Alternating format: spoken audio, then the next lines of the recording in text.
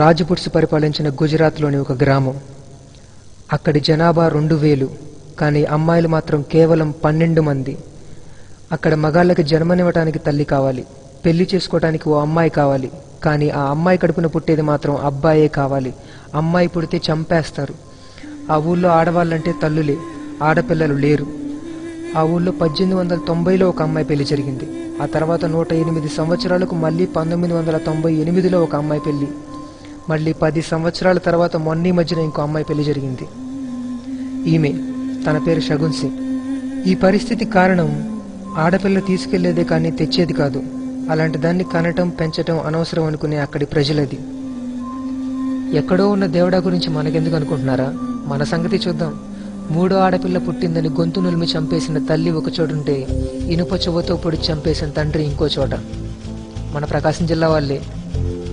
ప్రేమించట్లేదని చంపేస్తాం. ప్రేమ మరీ ఎక్కువైతే ఆ అమ్మాయి ఫ్రెండ్ పైన యాసిడ్ పోస్తాం. ఇంకా ఎక్కువైతే ఆ అమ్మాయి తల్లిదండ్రులు కూడా చంపేస్తాం.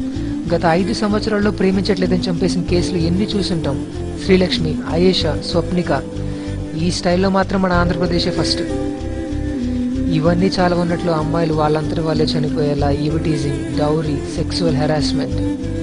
ఆడపిల్లని కామెంట్ చేయని వాళ్ళు మనలో ఎంతమంది ఉన్నారు? సాక్షి కథనం ప్రకారం మన ఇండియాలో ఏడాదికి అక్షరాల 4,27,00,000 మంది గర్భస్థ ఆడ శిశువులు, బాలికలు, మహిళలు మిస్ అవుతున్నారు. స్త్రీలపై జరుగుతున్న అమానుషమైన అగత్యాల వల్ల స్త్రీ పురుష జనాభా నిష్పత్తిలో ప్రమాదకరమైన అంతరం ఏర్పడుతుంది. ఎన్టీవీ రిపోర్ట్ ప్రకారం 2009లో వరకట్న వేధింపులకి చనిపోయిన ఆడవాళ్లు 219. ఒక్క రోజులో ఫైల్ అవుతున్న మహిళలపై వేధింపు కేసులు 55, గంటకి 2. ఒక్క రోజులో స్త్రీలపై జరుగుతున్న అత్యాచారాలు 5. ఇదంతా కేవలం హైదరాబాద్లోనే. ఇంకా ఏపీ పరిస్థితి ఏంటి? అరే, స్కానింగ్ చట్టరీత్యా నేరం అని తెలిసి కూడా చేస్తున్నారు. ఎందుకు అని అడిగితే, మాకు ఆడపిల్లైనా పర్లేదు, కానీ మగపిల్లాడైతే ఎక్కువ సంతోషిస్తామని సమాధానం. ఒక ఆడపిల్లకి మొదటి అవమానం స్కానింగేనండి. మనం ఈ లోకాన్ని చూస్తున్నామంటే దానికి కారణం ఒక స్త్రీ. అలాంటి స్త్రీని పూజించాల్సిన అవసరం లేదు, గౌరవిస్తే చాలు. మీరంతా ప్రొఫెషనల్ స్టూడెంట్స్. తెలుగులో చెప్తే అర్థమైందో లేదో. మా ఫ్రెండ్ చెప్పాడు, మీకు స్లైడ్స్ వేసి ఇంగ్లీష్లో చెప్తే బాగా అర్థమవుతుందంట కదా. Let me take your 1 more valuable minute please.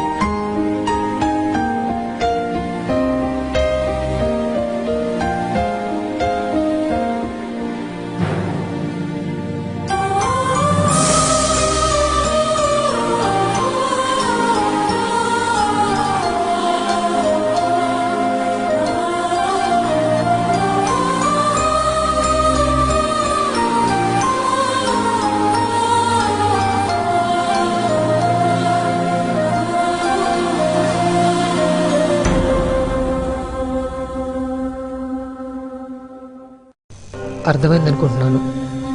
దేవుడు కాలానికి రివర్స్ గెరిచుంటే బాగుండేది కదా.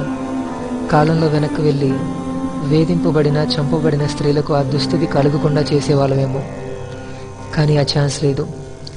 అట్లీస్ట్ ఇక నుంచి అయినా